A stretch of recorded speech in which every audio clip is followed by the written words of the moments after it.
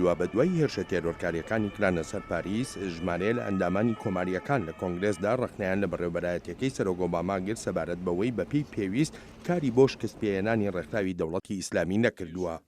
وەزیری بەرگری ئەمریکا بە ئەندامانی کۆمیتەی لەشکری ئەنجومەنی نوێنەران دەڵێت پەنتاگۆن هێزی زیاتری ئەمریکا دەنێرێ بۆ شەڕی دەوڵەتی ئیسلامی.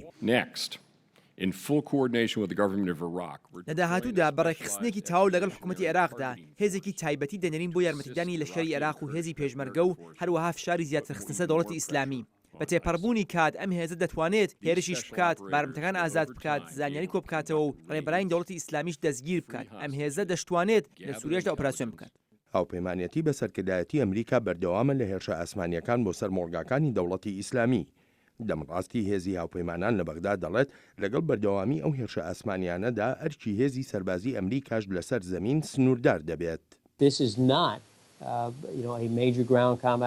ئەمە بۆ ئۆپراسیۆنێکی سەرەکی زەمینی نییە. ژمارەی سەربازەکان لە عێراقدا نیشانەیە کە ئۆپراسیۆنەکان سنووردار دەبن لە ڕەوشی زۆر دیاریکراودا و بە پێی بەرنامەڕێژێکی ڕێک و ڕەوان کە ئامانجەکانی بە تەواوی دەستنیشان کرابن.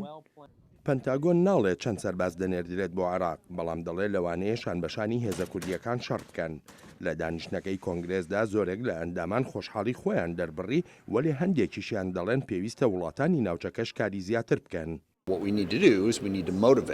ئەوەی پێویستە بیکەین هەندانی خەڵکە لە ناوچەکەدا بە تایبەتیش سونەکان تا شەڕی دژی دەوڵەتی ئیسلامی بکەن، چونکە ئەگەر تەنها هێزە ڕۆژئاواییەکان بن ئەوە گرنگی دەدرێت بە پەیامەکەی ئەم ڕێکخراوە و خەڵکی زیاتر دەچنە لایەن و هەروەها سەرکەوتنیشمان سەخت دەکات. لە کۆبوونەوە لوتکەیەکەی گۆڕانی کەشوهەوا لە پاریس سەرۆک ئۆباما وتی هاوپەیمانەتی وڵاتان سەر دەکەوێت بەسەر دەوڵەتی ئیسلامیدا و گەشتبینی خۆشی دەربڕی بەوەی لە کۆتاییدا سەرۆکی ڕووسیا پشتیوانی لە قۆناغی گواستنەوەی سیاسی سووریا دەکات.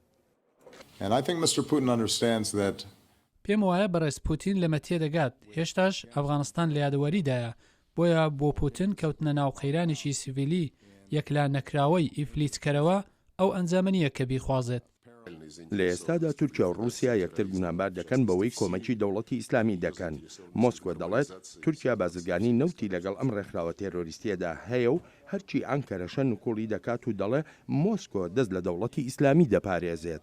تورکیا سووریا سنرını بەردەوام دەبین لە هەموو هەوڵەکان بۆڵادانی دەوڵەتی ئیسلامی لەو سنوورە 98 کیلومتریەی لەسەر سنووری تورکیا و سووریا دەستی بەسەردا گرتووە. ئۆپەراسیۆنەکانی رووسیا دژی دەوڵەتی ئیسلامی نین، بەڵکو یەکێکە لە فاکتەرەکانی ڕێگایکردن لەوەی دەوڵەتی ئیسلامی لە سنوورەکەمان وەدەربندرێن.